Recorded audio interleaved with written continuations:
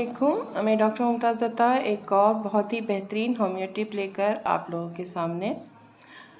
जैसा कि आप लोगों को मालूम है कि वेदर अब चेंज हो रहा है और सर्दियों से एकदम थोड़ा सा मौसम हॉट हो गया है, गर्मियाँ आ गई हैं और एहसास हो रहा है कि अब पंखों के बग़ैर गुजारा नामुमकिन है।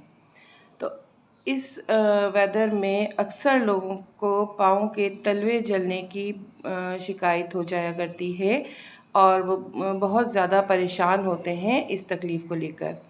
वैसे तो होम्योपैथिक में बहुत सारी रेमेडीज़ हैं जो इस तकलीफ़ को अच्छी तरह से क्योर कर सकती हैं, लेकिन मैं आपको एक बहुत ही आला रेमेडी बताने जा रही हूँ जो कि अगर हम थोड़े दिनों तक इसे यूज़ करवाएं तो फिर आइंदा कभी भी मरीज़ इस शिकायत में मुब्तला नहीं होगा।